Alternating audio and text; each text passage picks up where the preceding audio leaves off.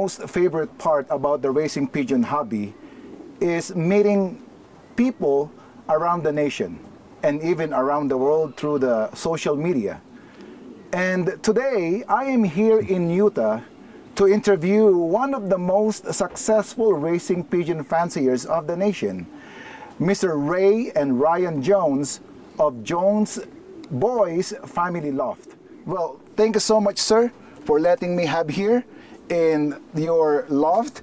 And Thank we you. are, Yes, sir, thank and we you. are going to ask Mr. Ray and his son Ryan about their hobby, about their passion, about the pigeon bug, about the enthusiasm in regards with the racing pigeon sport.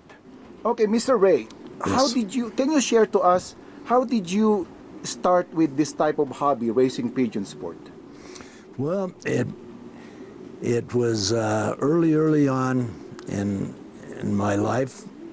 I had gotten enthused with pigeons from going to a state fair and got my rollers and things that people do when they get excited about pigeons.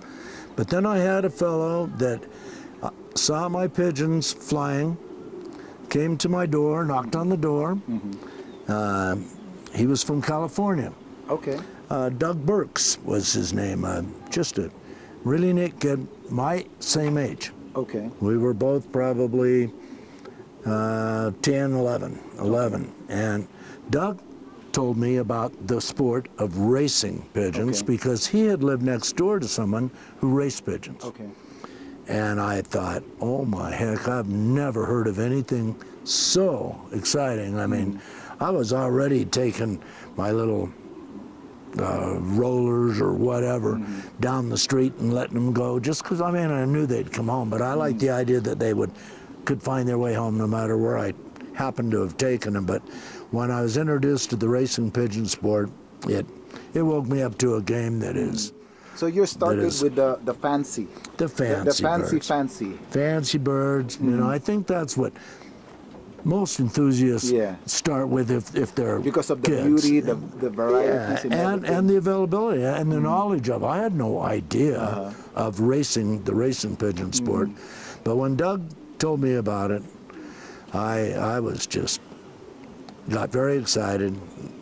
Went out, started looking for, found other racing pigeon enthusiasts, introduced myself, got pigeons from them, literally used to ride my bike down to their places and spend hours with them. And you were only 10 years old that time? Yeah, 10, 11 years old, and that's how old I was when I started following the sport. Gosh, I'm not even certain now. Anyway, as I got into it and found how much I really, really enjoyed it, I also found a neighbor by watching the pigeons fly, followed a flock of pigeons home to a fellow's house about 4 blocks west of where I lived, and he also had racing pigeons already in his loft. He and I happen to be the same age. Yeah. Ironic, that's the first guy that I met and the guy that I got into it with. But anyway, Dave Smith was his name, and I met Dave, knocked on his front door, got to know him. He and his dad and me and my dad became best of best friends. Okay. But Dave and I tried to join the Pigeon Club. Okay. And we were told that we were too young you couldn't just join a pigeon club. You needed to be able to age limit to drive, you know, and to train your pigeons and do these things. And they suggested, you know, you ought to see if your dads might get into this with you. So and you drag your dad. That's what asked my dad, and he says, if you want to do this, this is what we'll do. Okay. So yeah, we then built a much nicer loft than I had built for my pigeons together, and we were able to join the club. At the same time, Dave and his dad, Norm, they joined at the same time, and we started our venture into pigeon racing full force. So your dad was not really into the racing pigeon before? He really wasn't. Once he really wasn't into the pigeons. This was his son's thing. But when I invited him in, he jumped in with both feet. I mean, he really liked them, and he was as loyal to them or more than I was. I mean, of course, then that was teenage years, and then growing up, I mean, he was always there. He took care of the birds when I couldn't. We raced together as the Jones boys, and started in the sport. It became a huge thing that this is what we did, and that's. So when you got married, your wife was aware that you are into racing pigeon? When I met my wife, of course, boy, she is a very neat lady, and I really lucked out.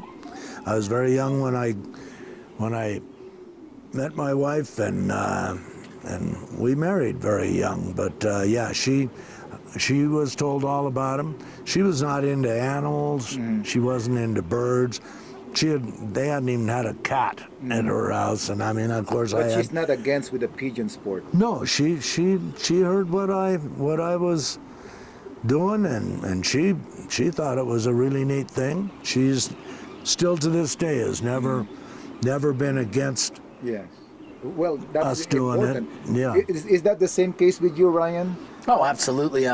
Well, I used to, when my wife and I met, I would talk about my dad and I and my grandfather and our racing pigeons and everything. And in fact, Denise and I met, I was living down in St. George, and one of the big functions that we would have every year was called the Spring Break, and they would have a big show and auction and everything like that. And Denise and I were dating. My dad and my grandpa came down with the motorhome and everything and stayed, and she got introduced to it via that. She came over, met all the pigeon guys and everything like that before we even got married. So yeah, she knew about it right off the get-go. The hardest thing was explaining to her how we put the saddles on and pick the jockey and everything like that. 'Cause she just thought they ran around in a circle. Okay. Well, I mean, it is important that our partner or spouse supports us, even though it's not 110% support. At least they're not against. I think my dad can say the same. I know as I was growing up, my mother was 100%, 110% support. In fact, we would drive the birds when I was a young man. My mom would drive the birds down. I would ride with her, and we would take the birds for training tosses.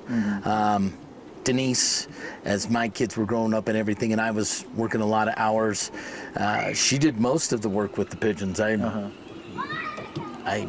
tried to be home on the weekends to clock birds, but most of the time she was even there to do that, and that was back in the days with counter marks, and you had to be there. It makes so much difference, right? Oh yeah. Oh, to have your spouse be your partner in it, it's absolutely important. So Ray, going back in your childhood, so growing up with your dad, now involved with the pigeon, even though he doesn't have any knowledge prior to that, he did not inherit that from his parents or whoever, right? No, he did not. It's showing how much he loves you in a way that this is what my son wants.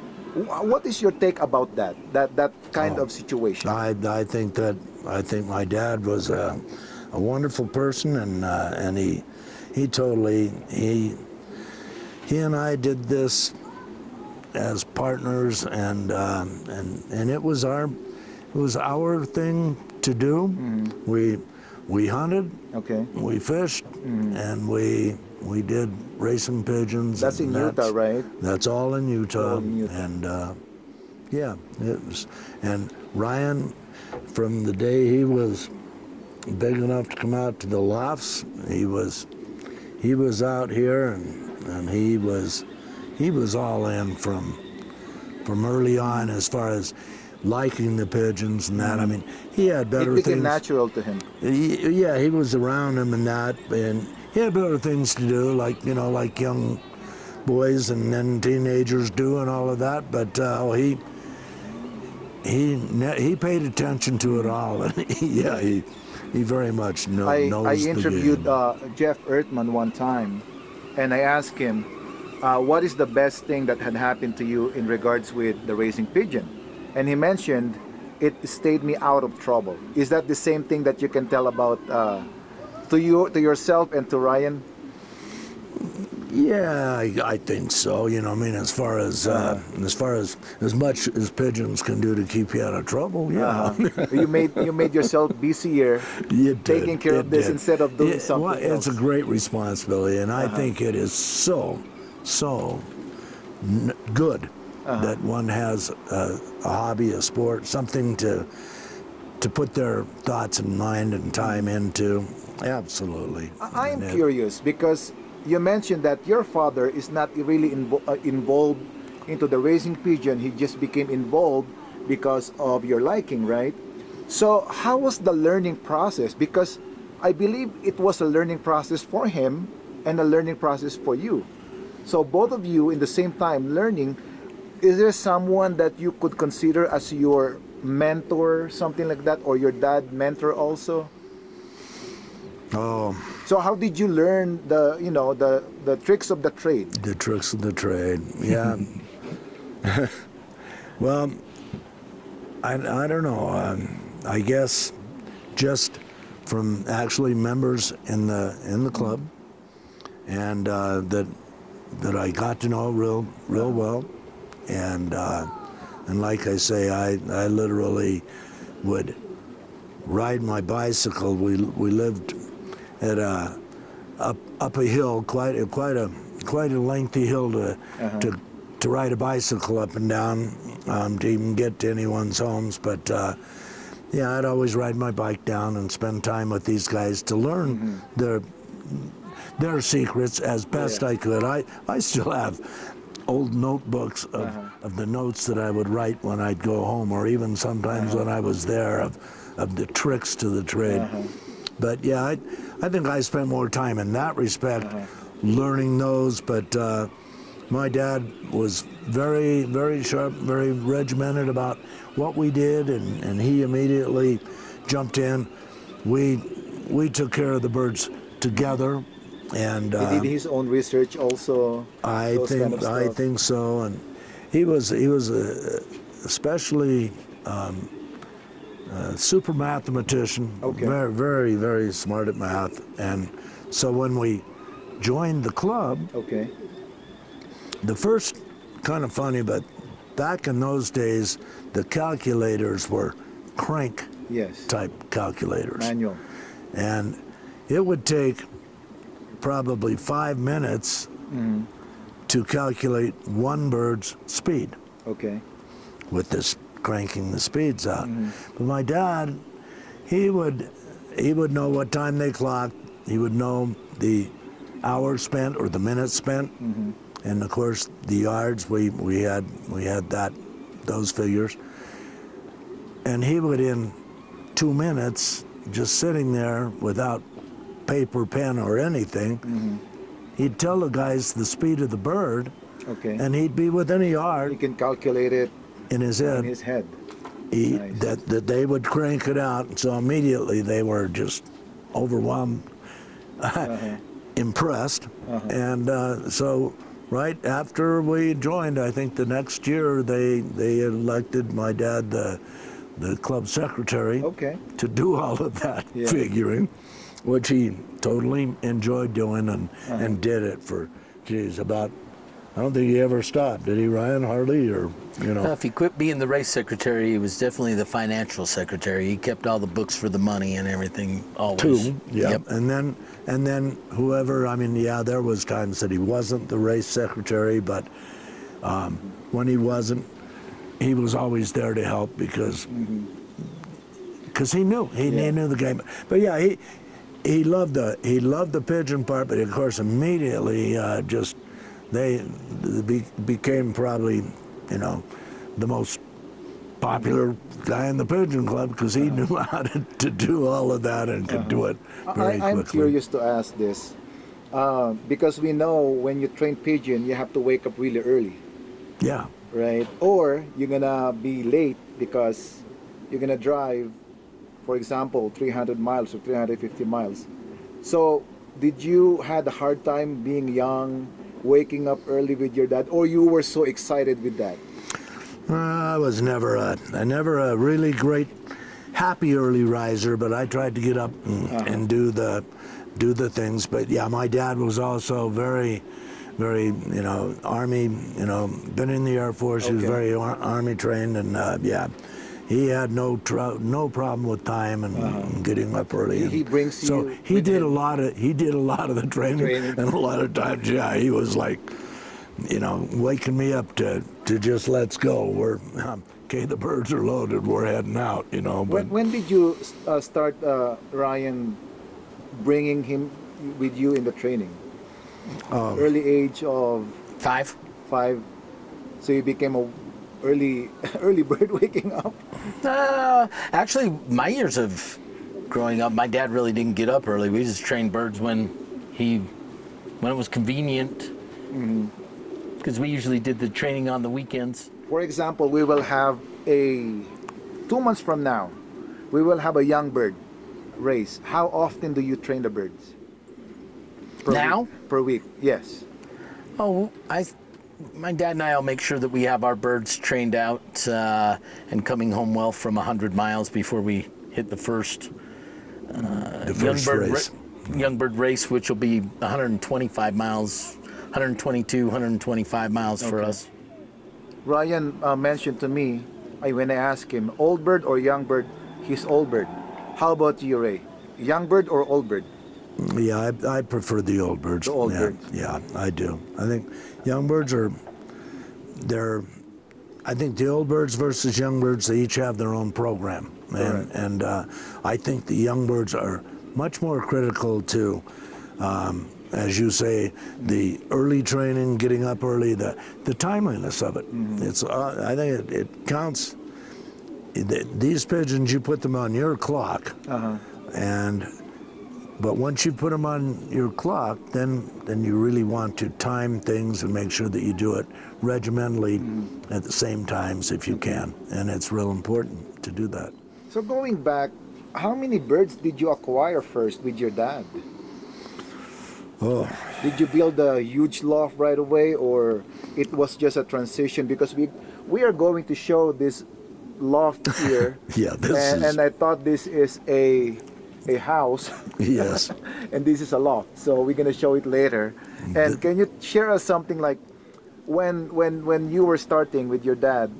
Do you remember like how many pigeons were they pedigreed, or they were just like a gift bird or whatnot? Those kind of stuff. Yeah. First in acquiring them early on, well, I can't really. I remember the fact that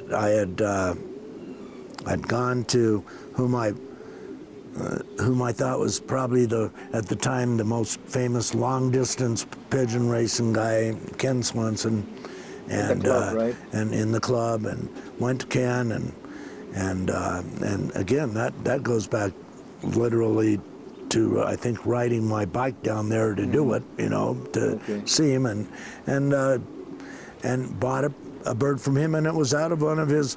It was a nestmate to his best racer that year, and he literally sold me this dark grizzle hen. That became your foundation bird that time? Became a very very important bird, foundation bird, and of course. But back in the day, there's no such thing pedigree yet. You're not in. There's a pedigree already back in the day, but you're not into it yet before. Yeah, probably not. Although I don't know. I guess I've always been into pigeon families and breeding, and even back then, I mean, that one was a Bastine, or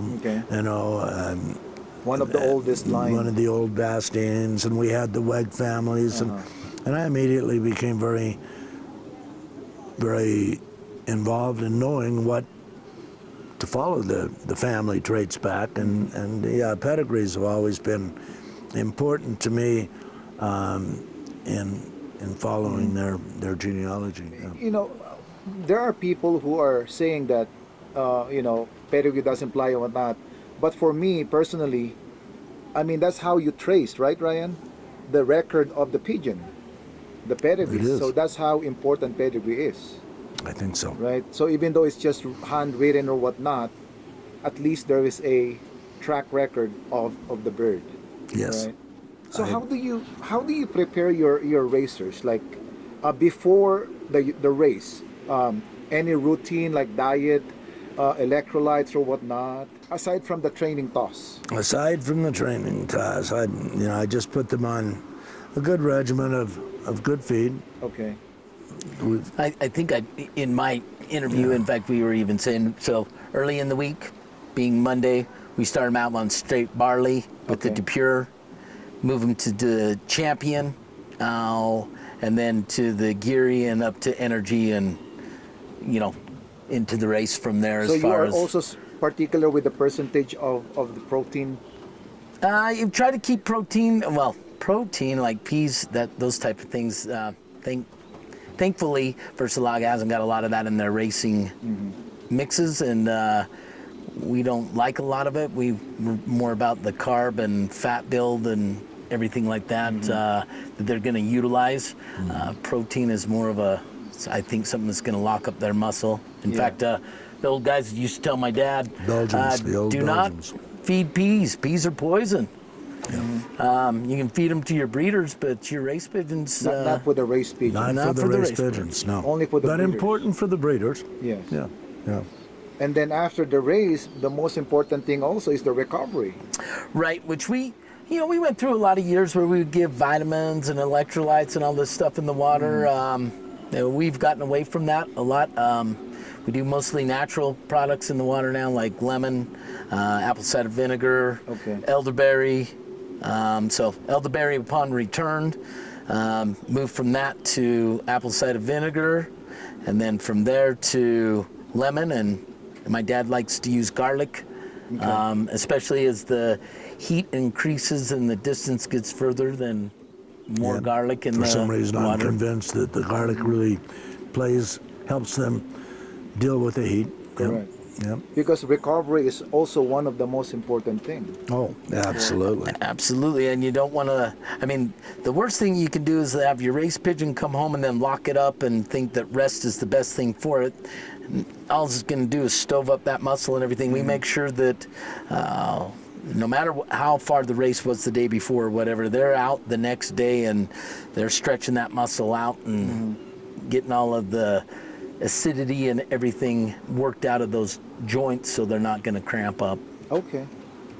Going back to your dad racing in the club, did you end up competing to each other?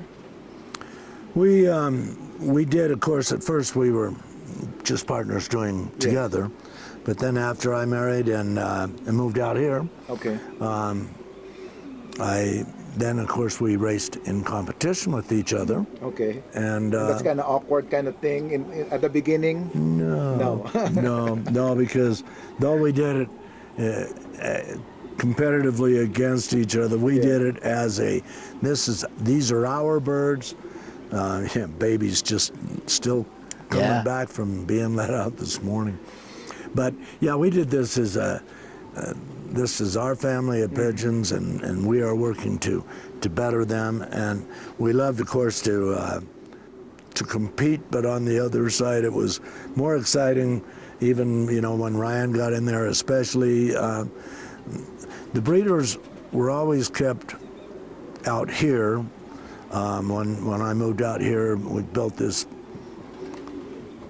pigeon condo, and that's where the breeders were brought. And so I would breed the birds for both my dad's racing team, and then when Ryan got into it, then it was for the three of us, and we would always share just how excited. We were always most excited about oh, you got one out of I got one out of the same pair, you know, Yeah. and that's we a found with the- half-brother to this one. We found that with the three of us racing out of the same breeding loft, boy, we could really pinpoint quickly which pairs were impacting our loft the hardest, and the ones that weren't, and move them out and keep moving in more of what was moving us forward, keeping us up on the sheet. Because Ryan mentioned to me earlier that he ended up competing with you also. Oh, yeah? Were you happy when you realized that he's so into pigeons also? Oh, yes. Oh, yes. Yep. That bond that you know, that you will have someone, you know, giving this opportunity of having this kind of sport into your family, right? Oh, absolutely. Yeah. So can you tell us, even though Ryan mentioned this, share us something about foundation birds.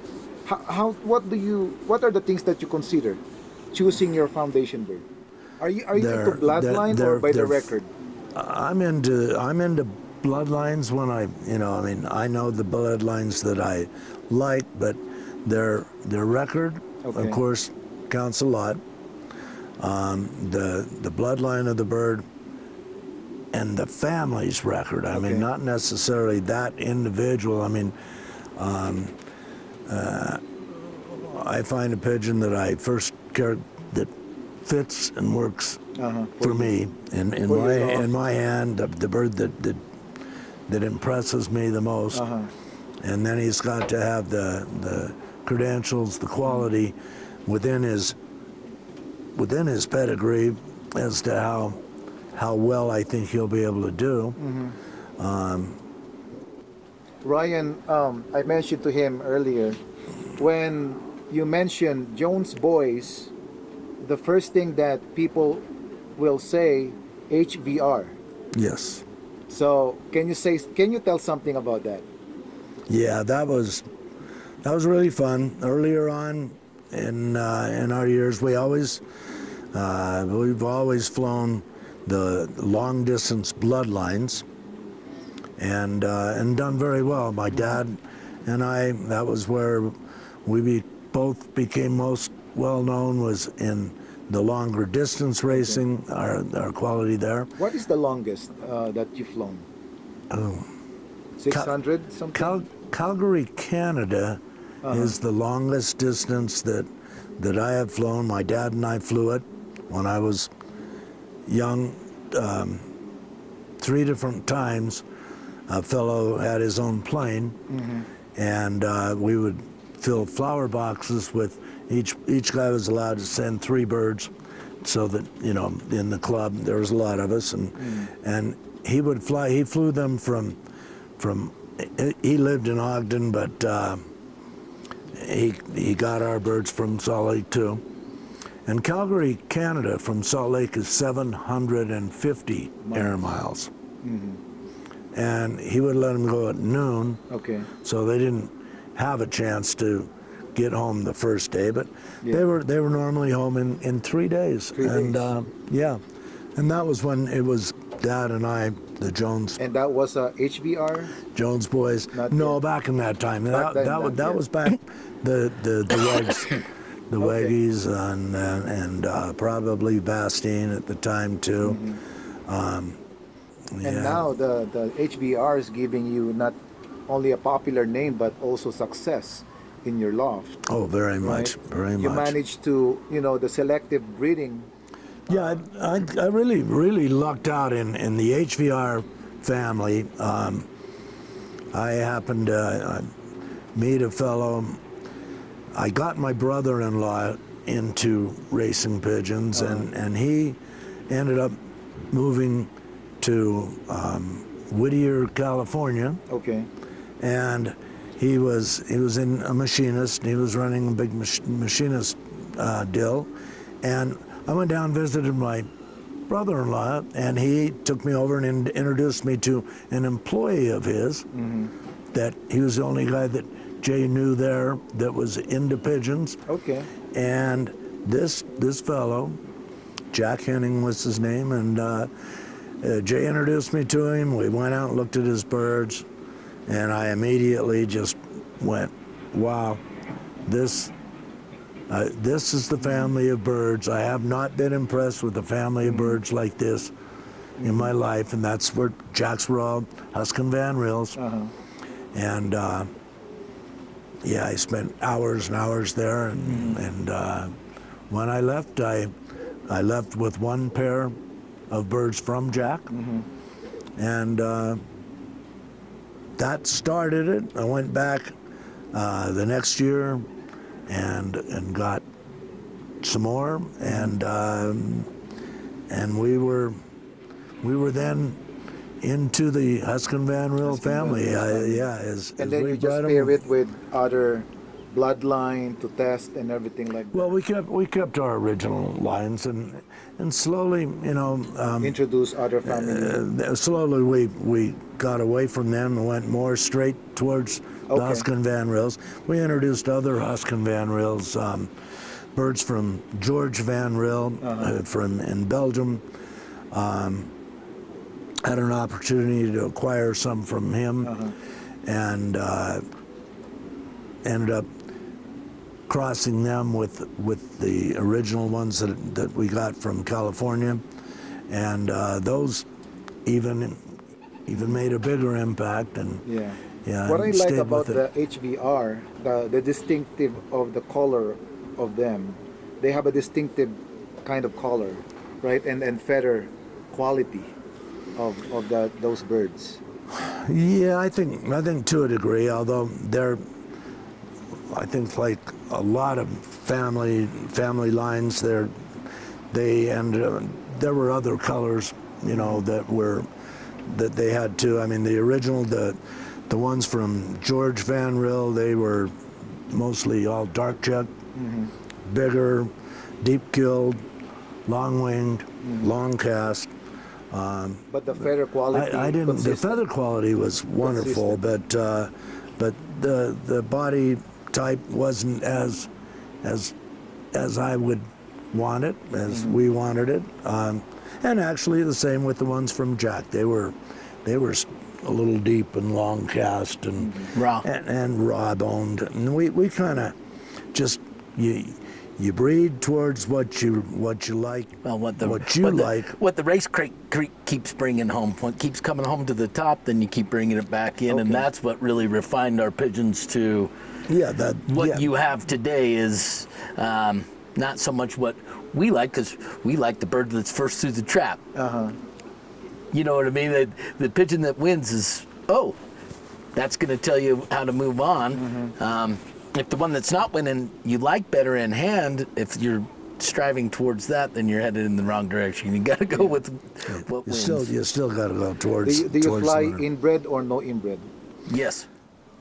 Inbred. Inbred, especially in developing the line, and the birds from Jack Henning, those HVRs, we inbred them to a way almost ridiculous point. Okay. But it's kind of funny that that family helped teach me about inbreeding, because they kept picking each other in the loft, and I had a few of them and a lot of my other families or other birds, but they'd always pick each other, and they were all, I mean, there was only the one pair, and then later another two pair to add to it, so you already had an inbreeding going on there, and they kept doing brother and sister, and brother and sister, and but they still perform. Those brother-sister babies performed, and then mated together. They still performed at a second generation of this. So that was a unique family, though, too. I know that is not true to most families of pigeons. I think when you find a family of pigeons that inbreed that well, and the performance level doesn't go downhill when they inbreed, that it improves, that's a real telltale sign of you've really got something special. And that's what these birds did. I don't recommend trying to race inbred, very, very inbred Yeah, pigeons. super inbred. Yeah, it's not good. Even Not ideal. even with those guys, you know, that wasn't the idea, about the fact that they could still race, and then of course mating them to another line of like Huskin Van Reels, like the George Van Reels. Yeah. Well, then you get, even though they're both Huskin Van Reels, they were very much different pigeons, you know, in so many ways. The And same last name. same last name, But but different pigeons, and mating those together, then you get the hybrid vigor of an outcross. Okay. Even though they still carry the same last name, you're doing an outcross, and then you're getting even better performance, better performer. Yeah. So. You know, the humbling part of the nowadays breeders, because you can even call now these pigeons your own name, but you don't do that. You have your own loft, Jones Boys Loft, right? Because you managed to develop the pigeon. Okay, you acquired the pigeons from HVR, but you maintained it, right? Maintain it, maybe, hopefully. Well, Oh, yeah, definitely over the ones that we acquired, getting my I think point, we right? improved Oh yeah, it. yeah. I think if those gentlemen could come handle and see what this line of pigeons has become, I mean, I don't think they would have ever suspected that those same pigeons would handle like they do now. I mean, they would have 'cause- probably had a hard time believing these are the same pigeons from the same pigeons that you got from Yeah, me. You know, for sure. Come on. And we thank the breeders, the fanciers like y'all, that you know you are not contented to this one. You want more. You want to Always wanna improve. develop the selective breeding. Yeah, absolutely improve. Yes. Yeah, improvement. That is the beauty about the racing pigeon sport. Continuous Right, and improvement. what I was one thing I wanted to bring up, you were talking about a foundation pigeon, and really, when you're talking about a foundation pigeon, it's not anything that you can pick, or you just say this is my foundation. It's got to be, the proof's got to be in the pudding. Correct. I mean, that guy has got to have been there for, you know, not only his next generation is performing at the level that he was or above, but then the following, and I mean, you're bringing all of that back and relating it to him. That's what makes that, or her, Why makes they're that a the foundation, quote unquote foundation pigeon. It's not just now, you know, you dub that pigeon your foundation or something like that, because you can have a family of pigeons like we call it our 0123 HVR line. Okay. And the parents to 0123 himself, we really didn't, I mean, we could have considered those two our foundation, but 0123 is like the foundation cock, and his grandmother, Okay. Yeah, 499 she is literally was the foundation hen. Yeah. And my dad did a lot of breeding with that grandmother back to him, and So you do the same thing like other fanciers to keep the bloodline. You bring it back to the foundation, which is the foundation. For example, this is the cockbird, the foundation that you acquired, and then you produce already lots of babies out of it, and then you want to bring it back. You're gonna inbreed it. Oh, that's right. Yeah. That's what many people wants to ask. How do I bring back the bloodline? Because, for example, this is a HVR, and then I have a Jansen, or let's say I have a Bastin.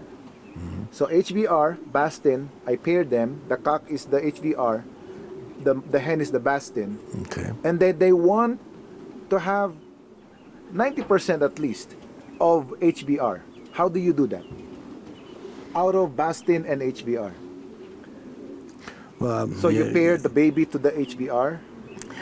you can do that, but I mean, we're assuming that you've got two families and not just the two pigeons, right? Correct. You've got, so you would just take, say, the HVR Bastine, okay, ends up being a winner.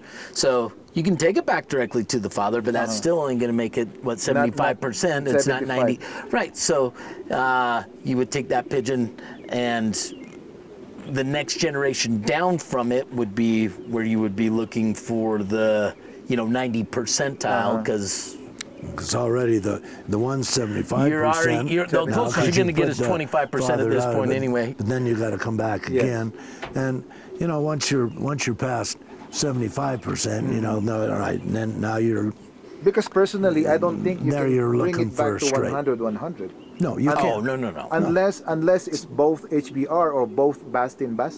Right. Right? Which Correct me if I'm wrong, but that's No. my No. point of view. But what you're trying to do is you're trying to extract the best out of both families. Of the blood of that right? family. So if you're saying, oh, this cross with the Millman was great with the HVR, you know what I mean? And the qualities that you liked of that, you bring it back. I think you should try it both directions. You know Find what out I which mean? one was really the See one that which one plus. was carrying all the weight. Okay. And what we found, because we did do crosses early on with the HVRs and the Mullmans, and what we found is that the Mullmans faded out and our HVR stayed, and we then brought in a new line, which was the Verbruggens. And the Verbruggens was a great cross, and we tried it both ways, and the Verbruggens faded out, and the HVR stayed. again. And then we brought in the Van Loons, and both families have just stayed. I mean, Okay. there was no fade on either side of that. And then in 2012 to 2015, we brought in the Casward and the DeBelzer lines, and I mean, it's They've really been, just. they've been great to play with too. I mean, I haven't seen any fade on any of that, and we have mixed, we've pushed it every direction, going heavier with every one of them, and we've not seen any fade. There are people who will be seeing this video and will ask, what is HVR known for? Speed, long distance, mid distance, What they were really known for was they were an all distance. all distance. That is the one thing that is unique to. I think there's not many families that are an all distance Correct. considered. Like me, coming one is for long coming out of the distance. gate from, you know, Jeff Van Riel, literally, which I mean, you know, there was different bloodlines that he built that family with. It wasn't, you know, anyway, like all families, they all get built from not just one source. But he became famous for early on. No one could beat him at all in the speed. Okay. And he got so bad that this is the stories I'm told. I don't even know. I can't even say that I've read a lot of it, but We've read it. But you know, just the way I understand it, that he became so unbeatable that they kind of pushed him out of the club because no one could beat him. And then he came back in again with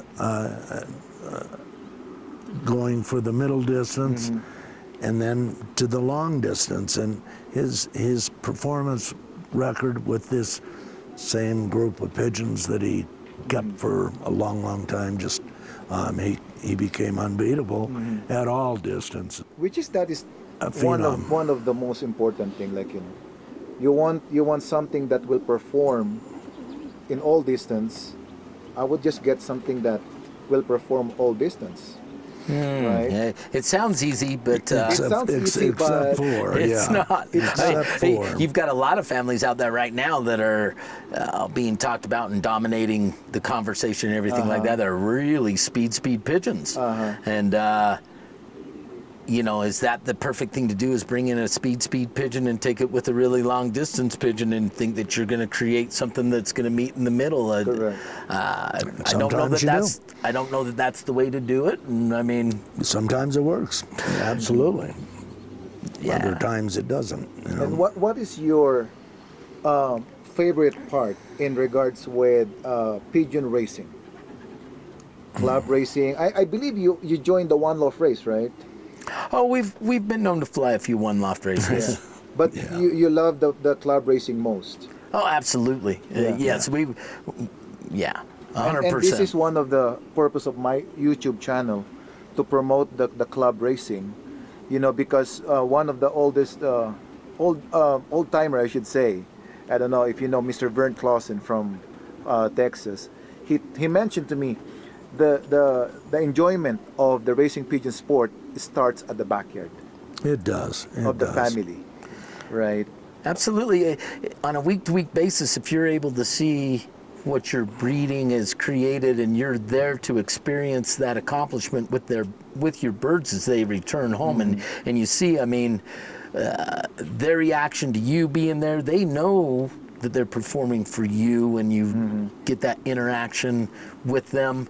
And just like, you know, we also have done hunting dogs and stuff like that. I mean, it wasn't so much about the shooting of the pheasants, it was more about the training of the dog and watching it perform and work the field and the accomplishment that we both got watch 'em on in point. taking the game. Because this is what of the many successful racing pigeon fanciers believe. The pigeons will give you whatever you gave to them. I totally agree with that. And when you're doing it with your birds at your own home, you're able to truly see their performance and know that they were done right. When you're sending them to one loft races, Somebody else you really don't know what's going on in that loft, and you know, some birds perform much better too. In fact, I think all families of birds kind of become accustomed to you, like Ryan says. They're performing for you, and you're developing your birds to do what you want them to do. So in your own loft, in your own training, they get on your clock, and they do good for you. In another one loft race, you know, maybe Ryan and I are training, you know, 100 miles a week. And in that one loft race, that guy thinks he's doing them a great job by training them 35 miles, 3 times a week or whatever. Well, I think it's 2 different animals there that'll jump on the wagon to come home for you there. But to each his own, because the one loft race fits to those people who doesn't have time. Absolutely. Right. And they want to still be into this sport and wants to test their birds, right? But you know, one of the most important thing that we need to know is that, like what we've said, they will give you what you provide to them. Yep. You make them healthy, they're not gonna provide healthy babies, right? Right. And you're gonna show us your condominium, right? Yes. Yes. We're gonna have a loft tour. Oh with no, Mr. Ray, with my Joe. dirty, no, I don't know about that. Yeah, crazy. We'll do the tour around the exterior. yeah, nice mostly.